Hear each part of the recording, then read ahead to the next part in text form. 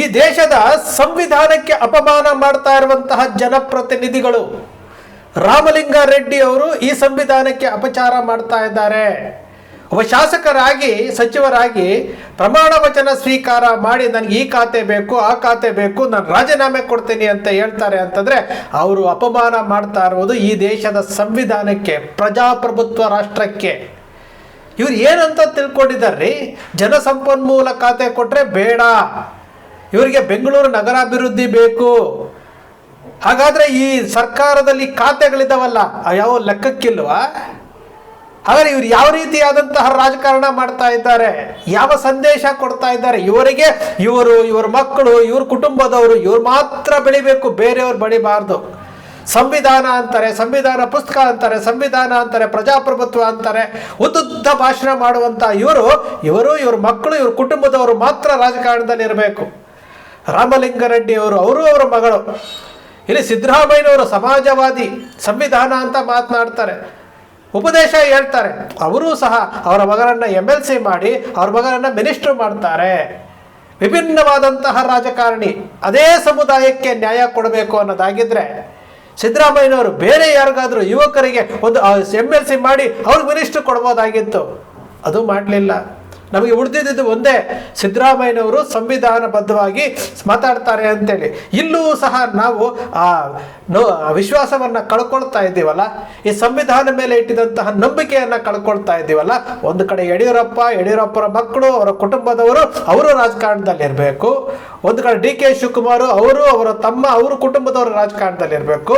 HD ದೇವೇಗೌಡರು ಇಡೀ ಕುಟುಂಬ ರಾಜಕಾರಣದಲ್ಲಿ ಇರಬೇಕು. ಹಾಗಾದರೆ ಸಾಮಾನ್ಯ ಜನರು ಏನ್ರಿ?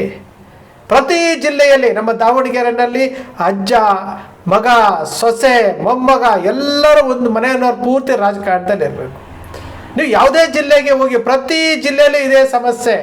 ಪ್ರತಿ ಜಿಲ್ಲೆಯಲ್ಲಿ ಸೋಮಣ್ಣನ ಮಗ, ಮತ್ತು KN ರಾಜಣ್ಣನ ಮಗ. ಈಗ ನೋಡ್ಕೊತಾ ಬನ್ನಿ, ಪ್ರತಿ ಜಿಲ್ಲೆಯಲ್ಲೂ ಇದೆ. HC ಮಾದೇವಪ್ಪರ ಮಗ. ಪ್ರತಿ ಜಿಲ್ಲೆಯಲ್ಲಿ ಈ ಕುಟುಂಬ ರಾಜಕಾರಣ ನೆಲೆ ನಿಂತಿದೆ. ಇವರು ಪ್ರಜಾಪ್ರಭುತ್ವದ ಬಗ್ಗೆ ಮಾತಾಡ್ತಾರೆ, ಸಂವಿಧಾನದ ಬಗ್ಗೆ ಮಾತನಾಡ್ತಾರೆ. ಹಾಗಾದ್ರೆ ಸಂವಿಧಾನವನ್ನು ಉಳಿಸೋರು ಯಾರು? ಒಬ್ಬ ರಾಮಲಿಂಗಾರೆಡ್ಡಿ ಅಂತಹ ಪ್ರಬುದ್ಧ ರಾಜಕಾರಣಿ ಅಂತ ನಾವು ತಿಳ್ಕೊಂಡಿದ್ವಿ, ಹಿರಿಯ ರಾಜಕಾರಣಿ ಅಂತ ನಾವು ತಿಳ್ಕೊಂಡಿದ್ವಿ. ಆದರೆ ಅವರ ನಡವಳಿಕೆಯನ್ನು ನೋಡಿದಾಗ ಸಂವಿಧಾನಕ್ಕೆ ಯಾವ ರೀತಿಯಾದಂತಹ ಅಪಚಾರ ಮಾಡ್ತಾ ಇದ್ದಾರೆ, ಯಾವ ರೀತಿ ಮಾಡ್ತಾ ಇದ್ದಾರೆ. ಯಾಕಂದರೆ ಬೇರೆಯವ್ರಿಗೆ ಅವಕಾಶ ಇಲ್ಲ, ಅವಕಾಶ ಇವ್ರಿಗೆ ಸಿಕ್ಕಿದೆ. ಅವಕಾಶವನ್ನು ಬಳಸ್ಕೊಂಡು ಜಲಸಂಪನ್ಮೂಲ ಖಾತೆ ಅದನ್ನು ನಿಭಾಯಿಸಬೇಕು. ಅದು ಒಬ್ಬ ಶಾಸಕನಾದಂಥವನಿಗೆ, ಒಬ್ಬ ಜನಪ್ರತಿನಿಧಿ ಆದವನಿಗೆ ಅದೊಂದು ರೀತಿಯಾದಂತಹ ಒಂದು ಬ್ಯೂಟಿ ಆಫ್ ಡೆಮೋಕ್ರಸಿ ಅಂತೀವಲ್ಲ ಅದು. ಈ ಮಾಧ್ಯಮಗಳು ಅವರನ್ನು ನಿಲ್ಲಿಸಿ ಪ್ರಶ್ನೆ ಕೇಳಬೇಕಾಗಿತ್ತು. ರಾಮಲಿಂಗಾರೆಡ್ಡಿ ಅವರೇ, ನೀವು ಸಂವಿಧಾನಕ್ಕೆ ಅಪಮಾನ ಮಾಡ್ತಾ ಇದ್ದೀರಿ, ಸಚಿವ ಸ್ಥಾನಕ್ಕೆ ಯಾಕೆ ರಾಜೀನಾಮೆ ಕೊಡ್ತಾ ಇದ್ದೀರಿ, ಶಾಸಕ ಸ್ಥಾನಕ್ಕೂ ರಾಜೀನಾಮೆ ಕೊಟ್ಟು ಹೋಗ್ಬಿಡಿ ಮನೆಗೆ ಅಂತೇಳಿ ಮೀಡಿಯಾಗಳು ನಿಲ್ಲಿಸಿ ಕೇಳಬೇಕು. ಪ್ರಮಾಣ ವಚನ ಸ್ವೀಕಾರ ಮಾಡಬೇಕಾದ್ರೆ ಜನರ ತೆರಿಗೆ ಹಣದಿಂದ ಪ್ರಮಾಣ ವಚನ ಸ್ವೀಕಾರ ಮಾಡಿರುವಂಥದ್ದು. ಅವತ್ತು ಪ್ರಮಾಣ ವಚನ ಸ್ವೀಕಾರ ಮಾಡಬೇಕಾದ್ರೆ ಹೇಳ್ಬೇಕಾಗಿತ್ತು ಸ್ವಯಂ ಘೋಷಿತವಾಗಿ. ಜೊತೆಗೆ ಅವರು ಸೇರಿಸಬೇಕಾಗಿತ್ತು, ನನಗೆ ಬೆಂಗಳೂರಿನ ಖಾತೆ ಕೊಟ್ಟರೆ ಮಾತ್ರ ನಾನು ಸಚಿವನಾಗಿ ಪ್ರಮಾಣ ವಚನ ಸ್ವೀಕಾರ ಮಾಡ್ತೇವೆ ಅಂತ. ಅವತ್ತೇ ಗವರ್ನರ್ ಮುಂದೆ ಹೇಳ್ಬೋದಾಗಿತ್ತು, ಹೇಳಲೇ ಇಲ್ಲ. ಇವತ್ತು ಹೇಳ್ತಾ ಇರೋದು ಗೊಂದಲಗಳನ್ನು ಮೂಡಿಸ್ತಾ ಇರುವಂಥದ್ದ, ಜನರಿಗೆ ಆಡಳಿತ ಕೊಡಬೇಕಾದಂಥ ಒಬ್ಬ ಜನಪ್ರತಿನಿಧಿ ಗೊಂದಲಗಳನ್ನು ಮೂಡಿಸ್ಕೊಂಡು ಈ ರೀತಿಯಾದಂತಹ ಇಡೀ ದೇಶದ ಜನರಿಗೆ ನೀವು ಅಪಮಾನ ಮಾಡ್ತಾ ಇದ್ದೀರಿ ಅಂತಂದರೆ ನಿಜಕ್ಕೂ ತಲೆ ತಗ್ಗಿಸುವಂತಾದ್ರಿ. ಈ ಪ್ರಜಾಪ್ರಭುತ್ವ ವ್ಯವಸ್ಥೆ ಯಾವ ರೀತಿ ಆಗಿದೆ ಅಂದರೆ ವಂಶಪಾರಂಪರ್ಯಕ್ಕೆ ಇವತ್ತು ಬ್ರಿಟಿಷರ ಕಾಲದಲ್ಲಿ ನಾವು ಯಾವ ರೀತಿ ಜೀತದಾಳುಗಳಾಗಿದ್ದರೋ, ಬ್ರಿಟಿಷರ ಕಾಲದಲ್ಲಿ ಯಾವ ರೀತಿ ನಾವು ಗುಲಾಮಗಿರಿಯಲ್ಲಿದ್ದೋ, ಅದೇ ರೀತಿ ಇವತ್ತು ಅವರವರ ಕುಟುಂಬಗಳಿಗೆ ನಾವಿವತ್ತು ಜೀತದಾಳುಗಳಾಗಿ ಗುಲಾಮರಾಗಿ ನಡ್ಕೊಳ್ತಾ ಇದ್ದೀವಿ. ಸಾಮಾನ್ಯ ವ್ಯಕ್ತಿ ಇವತ್ತು ಚುನಾವಣೆಗೆ ನಿಲ್ಲಕ್ಕೆ ಆಗ್ತಾ ಇಲ್ಲ.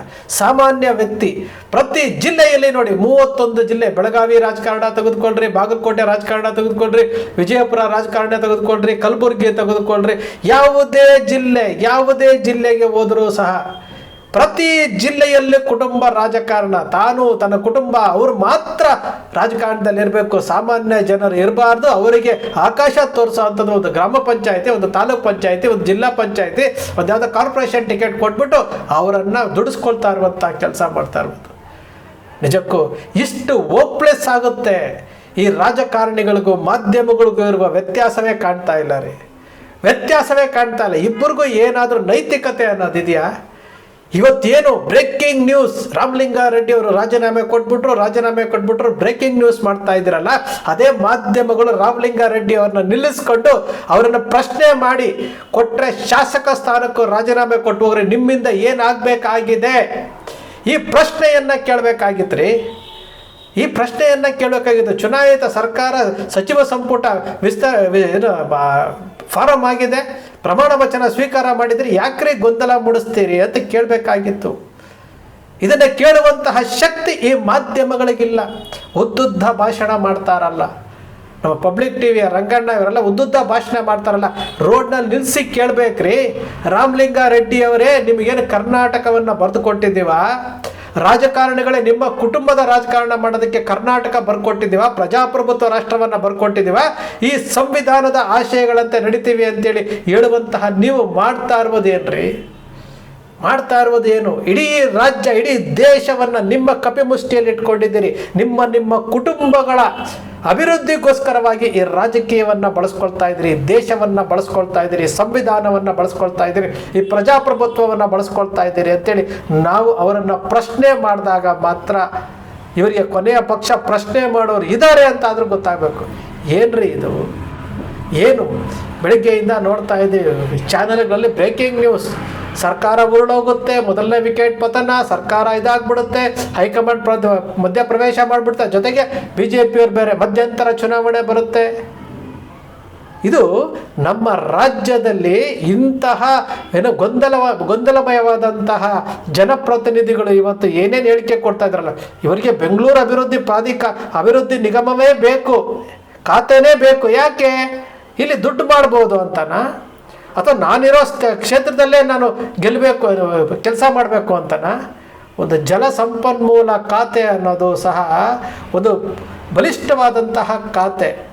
ಜಲಸಂಪನ್ಮೂಲ ಖಾತೆಯಲ್ಲೂ ಕೆಲಸ ಮಾಡ್ಬೋದು, ಮಾಡಿ ತೋರಿಸ್ತೀನಿ ಅಂತೇಳಿ ಛಲ ಇಟ್ಕೊಂಡು ಹೋಗ್ಬೇಕಾದಂತಹ ರಾಮಲಿಂಗಾರೆಡ್ಡಿ ಇವರು ಈ ರೀತಿಯ ಸಣ್ಣತನ ತೋರಿಸಿ ಇಷ್ಟು ದಿವಸ ಇಟ್ಟಿದ್ದಂತಹ ಆ ನಂಬಿಕೆ, ಆ ಗೌರವಕ್ಕೆ ಚ್ಯುತಿ ತೆಗೆದುಕೊಂಡು ಬಂದರು. ಇಂತಹ ವಿಚಾರಗಳನ್ನು ಪ್ರಶ್ನೆ ಮಾಡಬೇಕಾಗಿತ್ತು ಮೀಡಿಯಾಗಳು. ಇದು ಒಂದು ರಾಮಲಿಂಗಾರೆಡ್ಡಿ ಅವರ ಕತೆ ಅಲ್ಲ, ಎಲ್ಲೋ ಇನ್ನೊಂದು ಕತೆ. KH ಮುನಿಯಪ್ಪನವರು ಖಾತೆ ತೆಗೆದಿದ್ದಾರೆ. KH ಮುನಿಯಪ್ಪನವರು ಹೇಳಿದ್ರು 2 ವರ್ಷ ಆದಮೇಲೆ ನಾವು ಬಿಟ್ಕೊಟ್ಬಿಡ್ತೇವೆ ಇನ್ನೊಬ್ಬರಿಗೆ ಅಂತ. ಸ್ಟಾರ್ಟಿಂಗಲ್ಲಿ ಎಲ್ಲರೂ ಸಹ ಕುಟುಂಬ ರಾಜಕಾರಣ, ಅಧಿಕಾರ, ರಾಜ್ಯ ಬೇಕಾಗಿಲ್ಲ ಇವರಿಗೆ, ಜನರು ಬೇಕಾಗಿಲ್ಲ ಇವರಿಗೆ. ಪ್ರತಿಯೊಬ್ಬ ರಾಜಕಾರಣಿ, ಇವತ್ತು ವಿಧಾನಸೌಧದಲ್ಲಿರುವಂಥ ಪ್ರತಿಯೊಬ್ಬ ರಾಜಕಾರಣಿಗೆ ದೇಶ ಬೇಕಾಗಿಲ್ಲ, ರಾಜ್ಯ ಬೇಕಾಗಿಲ್ಲ, ಜನರು ಬೇಕಾಗಿಲ್ಲ, ಇವರಿಗೆ ತಾವು ಚೆನ್ನಾಗಿರಬೇಕು. ಇವರಿಗೆ ಏನು ಶಾಸಕರಾಗಿದ್ದ ತಕ್ಷಣವೇ ಇವ್ರಿಗೆ ಕೊಂಬು ಬಂದ್ಬಿಡುತ್ತೆ, ಶಾಸಕರಾಗಿದ್ದ ತಕ್ಷಣವೇ ಸಾವಿರಾರು ಕೋಟಿ ರೂಪಾಯಿ ದುಡ್ಡು ಬರುತ್ತೆ. ಏನು ಎಲ್ಲೆಲ್ಲಿಂದ ದುಡ್ಡು ಶ್ರೀಮಂತರಾಗೋಗ್ತಾರೆ, ಎಲ್ಲಿಂದ ಬರ್ತಾರೆ ಇವರಿಗೆ? ಇದು ನಮ್ಮ ರಾಜ್ಯದ ಇವತ್ತಿನ ಪರಿಸ್ಥಿತಿ.